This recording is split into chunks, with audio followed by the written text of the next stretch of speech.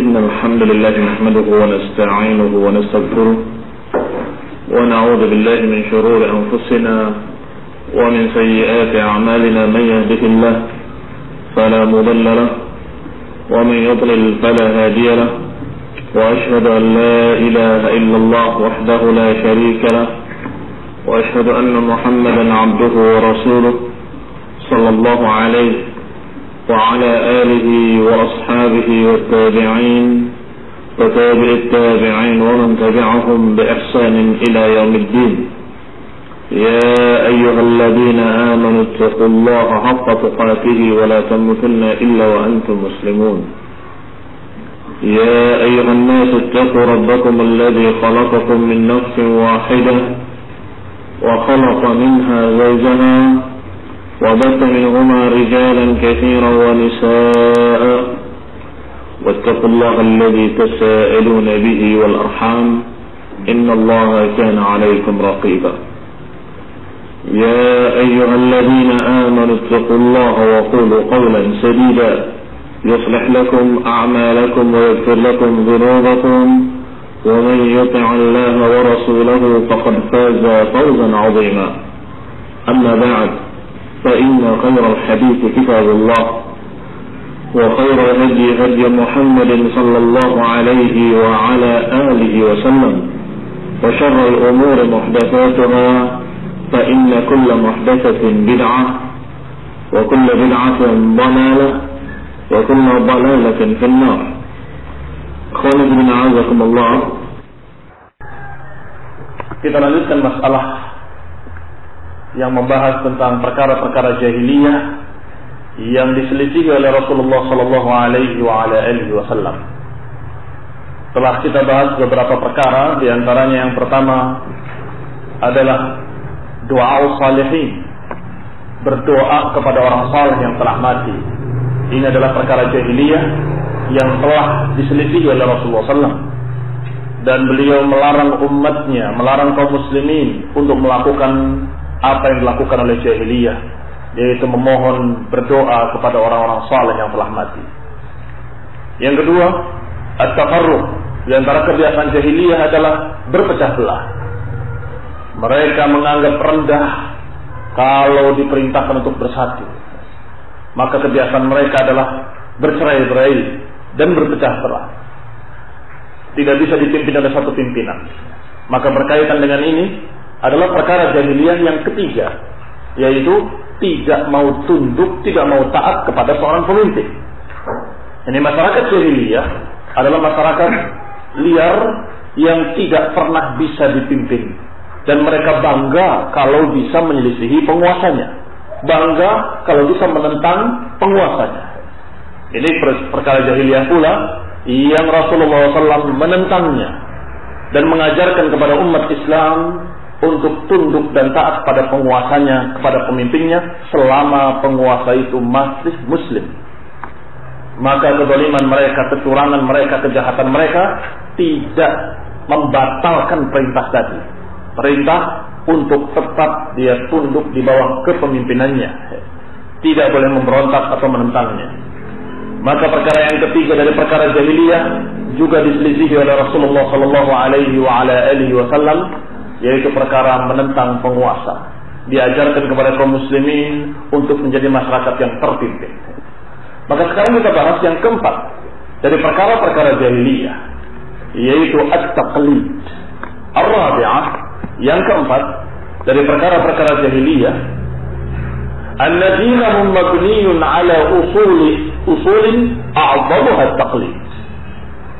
Bahwa agama jahiliyah, agama mereka dibangun di atas beberapa prinsip, dan prinsip yang paling besarnya adalah at-taqlid.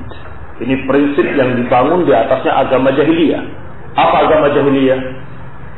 Agama kesyirikan-kesyirikan dan agama bikinan-bikinan mereka sendiri.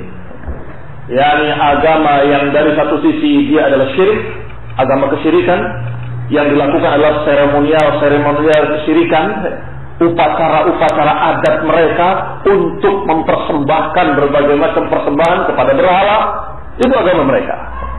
dan dibangun agama mereka di atas prinsip yang paling besar, yaitu at-taqlid. Taklid, membebek, hanya ngikut apa yang biasa dilakukan oleh nenek moyangnya. Inilah yang dikatakan taklid. Fahuwa al-qa'idatul kubra li jami'il kuffar min al-awwalin wal akhir. Bahkan ini merupakan kaidah besar yang dipegang oleh seluruh orang-orang kafir. Orang kafir yang dulu maupun orang kafir yang sekarang.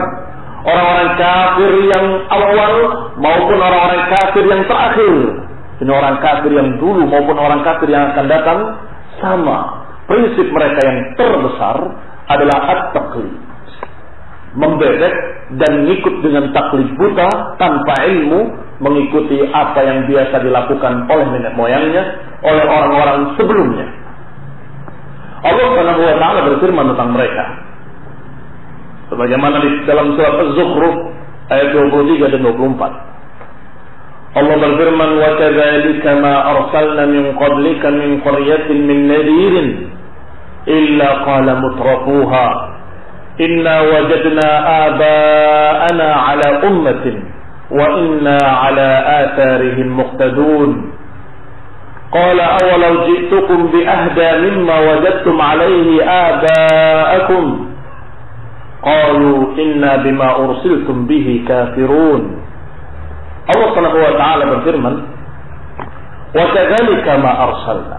Demikianlah setiap kami utus dari sebelum engkau ke setiap desa dari seorang rasul, seorang pemberi peringatan, kecuali pasti orang-orang mutrafun adalah orang-orang yang merasa dirinya mulia, orang yang merasa dirinya kaya, borjuis, yakni orang-orang yang merasa tinggi. Qala mutrafuha inna wajadna aba'ana 'ala ummah. Tokoh-tokoh mereka mengatakan, kami telah mendapatkan dari bapak-bapak kami, dari nenek moyang kami, bahwa mereka berada di satu jalan. Ummah di sini maknanya jalan. Sebagaimana diterangkan oleh para ulama seperti Syekh Ibn Utsaimin rahimahullah, beliau menyatakan bahwa makna ummah ada beberapa makna. Ummah bermakna imam, ummah bermakna kumpulan manusia, dan ummah bermakna tariq. Ummah dengan makna jalan. Yani umat ini bisa bermakna imam. Imam yang diikuti, pemimpin. Umat juga bisa bermakna sekumpulan manusia yang berkumpul dalam satu tempat, dikatakan umat. Demikian pula bisa bermakna jalan. Maka tentunya dalam ayat ini yang paling tepat adalah yang ketiga, yaitu bermakna jalan. Karena dikatakan oleh mereka, orang-orang jahiliyah tadi menyatakan kepada rasul-rasul yang membawa risalah, kepada nabi-nabi yang membawa ajaran agama Allah, mereka berkata, orang-orang musyrikin tadi, inna wajadna aba'ana 'ala ummah. Kami mendapati nenek moyang kami di atas satu umat. Berarti yang tepat maknanya apa umat? Di atas satu jalan.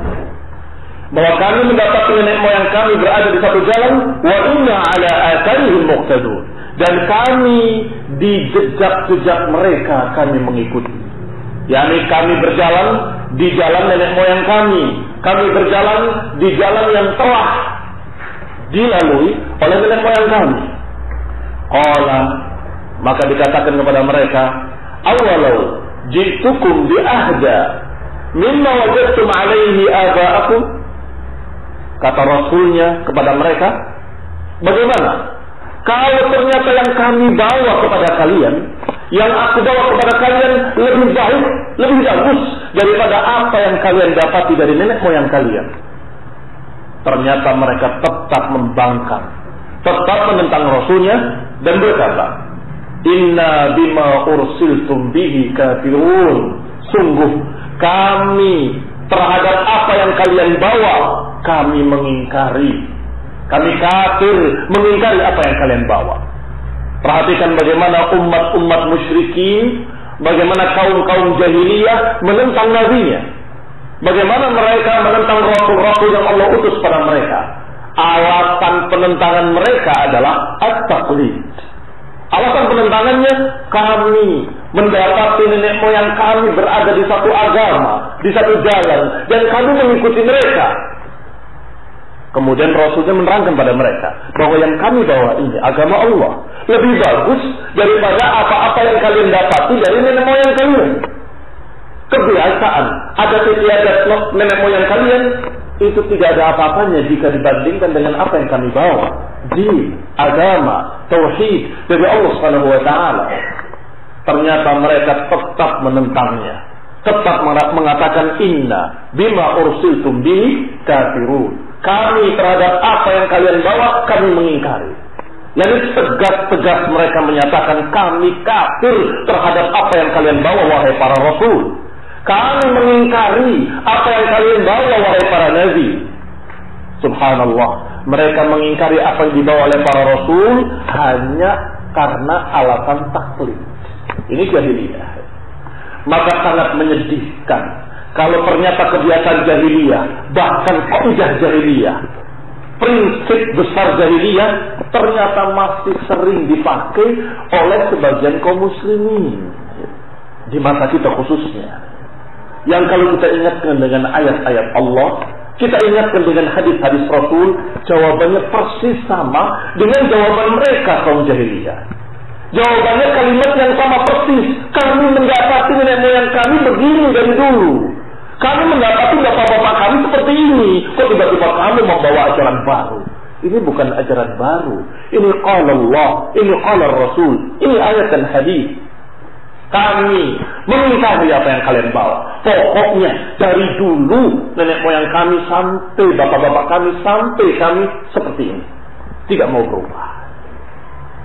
Ikhwanullah, berarti penyakit jahiliyah telah melanda, telah masuk kepada sebagian kaum muslimin. Mereka lebih mengutamakan taklid di atas Quran dan Sunnah. Qala, Allah juga berfirman, memerintahkan mereka dengan ucapan ittabi'u ma unzila ilaikum min rabbikum wa la tattabi'u min dunihi awliya qalilan ma tadhakkarun. Allah Subhanahu wa taala memerintahkan kepada mereka dan tentunya kepada kita seluruh kaum muslimin dan seluruh manusia, ittabi'u ma unzila ilaikum min rabbikum. Ikutilah apa yang diturunkan kepada kalian dari Rabb kalian. yakni ikutilah agama Allah yang Allah turunkan kepada nabi-nabi, yang Allah turunkan kepada mereka dan disampaikan kepada kalian. Ikutilah apa yang Allah turunkan kepada Nabi Muhammad sallallahu alaihi wasallam yang diajarkan kepada kalian. Ikutilah apa yang Allah turunkan dan jangan ikuti yang lain. Jangan ikuti segala jalan-jalan lain yang menentang jalan Allah. Walaupun itu jalan nenek moyang kalian, walaupun itu jalan tokoh-tokoh yang dibanggakan oleh kalian, walaupun itu adalah jalan orang-orang yang dianggap mulia oleh kalian. Wala tattabi'u min dunihi awliya. Jangan ikuti selain Allah para wali-wali kalian atau wali-wali lain. Maka Allah dikatakan di sini dengan perintah dan larangan sekaligus. Perintah untuk mengikuti ajaran yang Allah turunkan kepada nabinya, dan larangan untuk mengikuti yang lain, termasuk mengikuti kebiasaan-kebiasaan nenek moyang. Wa qala ta'ala, dan Allah juga berfirman dalam ayat lain, dalam surat lain, surat Al-Baqarah ayat 170. Allah berfirman, wa idza qila lahum ittabi'u ma anzalallahu qalu bal nattabi'u ma alfayna 'alayhi aba'ana awalau kana aba'uhum la ya'qiluna shay'an wa la yahtadun. Wa idza qila lahum, dan kalau dikatakan kepada mereka, ikutilah apa yang Allah turunkan, ittabi'u ma anzalallahu, ikutilah apa yang Allah turunkan, qalu, mereka menjawab. Lihat masyarakat jahiliyah, lihat orang-orang kafir musyrikin jahiliyah, ketika dikatakan ikutilah apa yang Allah turunkan, jawabannya qalu ma bal nattabi'u ma alfayna 'alaihi aba'ana, bahkan kami akan tetap mengikuti apa yang telah dijalani oleh bapak-bapak kami. Kami terus akan mengikuti kebiasaan-kebiasaan yang telah digariskan, telah dijalani oleh nenek moyang kami. Jawabannya seperti ini. Tidak mau tunduk kepada perintah Allah untuk mengikuti nabinya, untuk mengikuti ayat-ayatnya. Tidak mau tunduk kepada Al-Quran, tetapi membantah dengan kalimat bahkan kami akan tetap mengikuti kebiasaan nenek moyang kami. Allah katakan kepada mereka, awalau kana aba'uhum la ya'qiluna shay'an wa la yahtadun. Bagaimana kalau nenek moyang kalian ternyata mereka tidak berakal dan tidak mendapat petunjuk? Jadi bagaimana pendapat kalian kalau ternyata nenek moyang kalian orang-orang bodoh? Berarti akan ikut kebodohan nenek moyang kalian.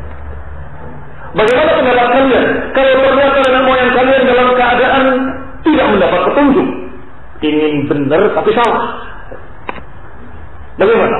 Kalian akan menjadi sesat, terbawa oleh kesesatan nenek moyang kalian. Maka kemungkinan ini akan terjadi karena taklid, apalagi yang diistilahkan dengan taklid buta. Padahal yang namanya taklid semuanya buta. Artinya nggak ada taklid yang baik. Yang namanya taklid semuanya bighairi ilmin. Kalau dengan ilmu itu namanya bukan taklid. Kita mendengarkan dari ulama. Kenapa kamu mengikuti ulama itu? Karena ulama itu menyampaikan dalil-dalil, menyampaikan hujjah-hujjah. Apa ini taklid atau bukan taklid? Bukan taklid, ini namanya ittiba. Ngikut ulama yang menyampaikan ilmu. Tetapi kalau bighairi ilmin, tanpa ilmu, bighairi ilmin, maka itulah yang disebut taklid. Pokoknya apa kata dia? Dia nggak mau kendaraan, ya pokoknya apa dari Gus Dur misalnya. Pokoknya apa dari Kiai. Loh, apa nggak dengar dalilnya, ayat-ayatnya? Itu namanya taklid. Berarti yang namanya taklid bighairi ilmin. Kalau dengan ilmu, nanyakan apa dalilnya, apa riwayatnya, apa hadisnya. Makanya yang disebut dengan kalimat ittiba, bukan taklid. Berarti taklid mesti buta. Kalau tidak buta namanya bukan taklid. Kalau dengan ilmu namanya ittiba. Maka kami berina'azakumullah, kebiasaan jahiliyah adalah taklid, yaitu ngikut tanpa ilmu. Pokoknya apa kata kebiasaan nenek moyang, apa kata bapak-bapak kita dulu, itu yang saya ikuti.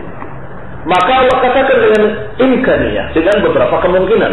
Awalau kana aba'ukum la ya'qilun, bagaimana kalau ternyata nenek moyang kalian bodoh? Maka niscaya kalian akan terbawa kebodohan mereka.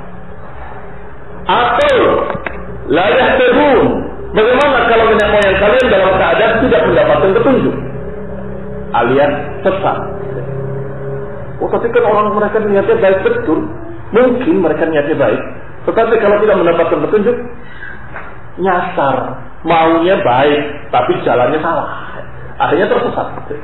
Maka akan terbawa sesat bersama nenek moyang kalian. Demikian kata Allah Subhanahu wa taala, ittabi'u ma unzila ilaikum. Tetapi ketika mereka membantah, bahkan kami mengikuti nenek moyang kami, maka Allah katakan, awalau kana abauhum la ya'qiluna syai'an wa la yahtadun. Ila ghairi dzalika mimma yadullu ala anna ahlal jahiliyah kanu fi ridqati at-taqlid. Ayat-ayat ini semua menceritakan bahwa masyarakat jahiliyah, keadaan jahiliyah dulu sebelum datangnya Islam, mereka dalam keadaan di dalam ikatan taklid. Mereka betul-betul terkungkung oleh taklid.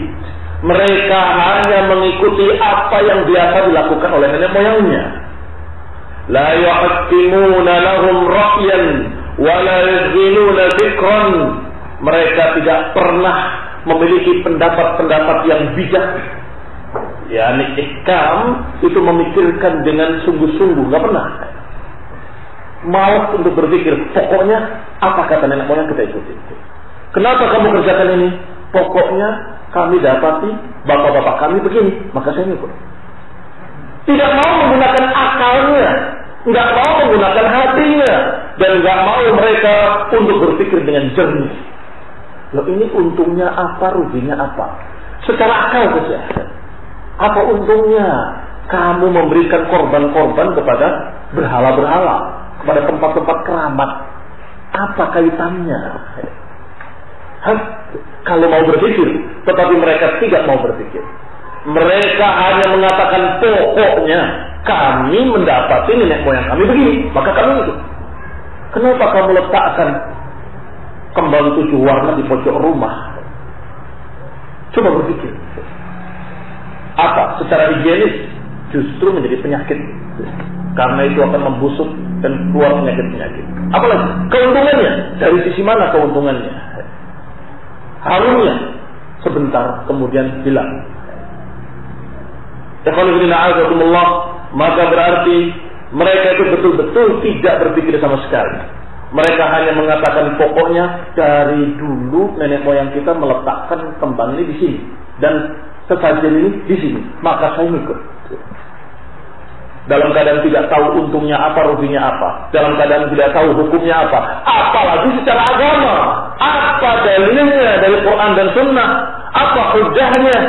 Apakah ini bukan syirik? Bid'ah?